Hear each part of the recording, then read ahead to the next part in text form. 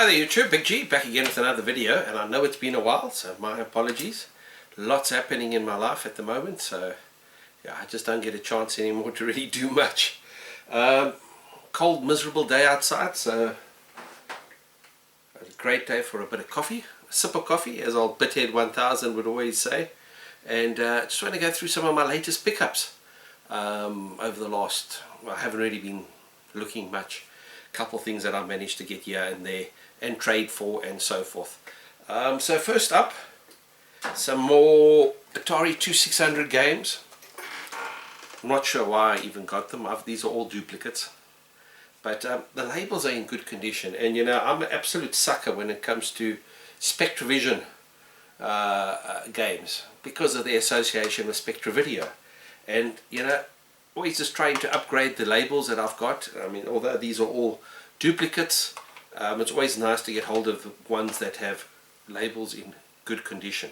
So just another 4 titles on the Atari 2600. And then what I was really happy about, I finally got some games, or cartridge games, for my SD05 system. So let me just show you. It's one of those programmable early 80s consoles. Remember them? I'm sure there's a whole host of them, Hanimex and Teddy Play, and there's all sorts of clones that have been made of these, but I've never had the cartridges to be able to actually use these. It's those that don't have the auto censoring joysticks, programmable. You know, when they say programmable, it means, you know, they just change something slight in the game, speed of the game or so forth, and it becomes another game. So, but still, great old systems these, and this one works, so I was really chuffed to be able to finally get some cartridges that will run on it, because I couldn't use any of my other cartridges. And Super Wipeout,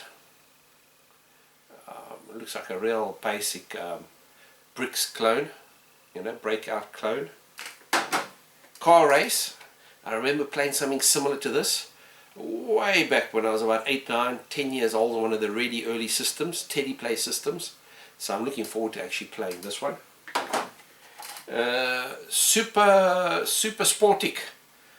Super Sportic. It's got tennis and soccer and all sorts of things. I'm sure it's just 2 pixels on the on the screen, not doing much at all. And then Submarine, which looks like a sort of a shooter type clone, you know, from the bottom up. Yes, that's what it looks like. So it could be a bit of fun. So I'm really chuffed about these, because I just, in all my years of collecting, I've never always come across the consoles. I've got about 5, 6 of them lying around. This one works. The others I've given up trying to see if they work, because I just never had any cards to check with. And now I finally got the cards for it. So I'm really chuffed about that. And then also I managed to pick up some more joysticks for similar systems. You can see then they're non-auto centering type joysticks. You can see there from the configuration pins. These are also for those Hanimex, really early systems. And the reason I took these as well, and I got this stuff really cheaply at a second-hand store here in Port Elizabeth. The reason I've gone for them is that it is nice to have better quality joysticks for these systems than the ones that come out with them. So you can see here with this SD05 system, you know, it's got, the joysticks are not that wonderful, the cable's not very long, those are a little bit longer. So yeah, I will use them at some stage, which is great. And then I did a trade.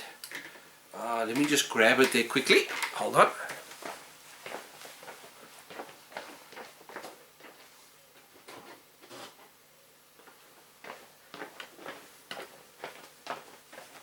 Now these are becoming like hen's teeth as well, Game & Watches. So I traded a Game & Watch that a fellow collector here in Port Elizabeth was after, together with, I think it was a Pac-Man game, Pac-Man for the Atari 2600, and a boxed, he really loves his box games for the Atari 2600, so do I.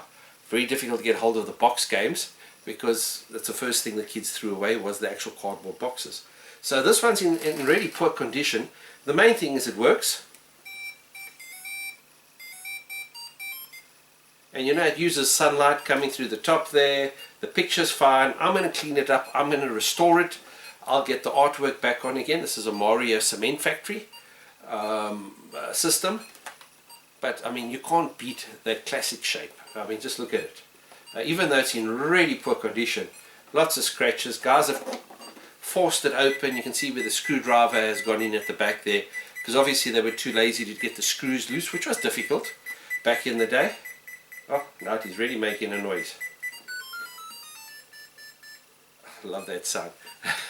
But anyway, really chuffed to get hold of this old system over here. Let me just go put it back.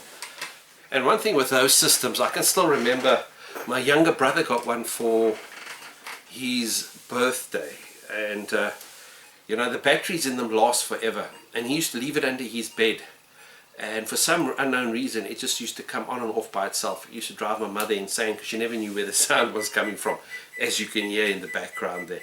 So just a couple of things. I'm going to do a quick play on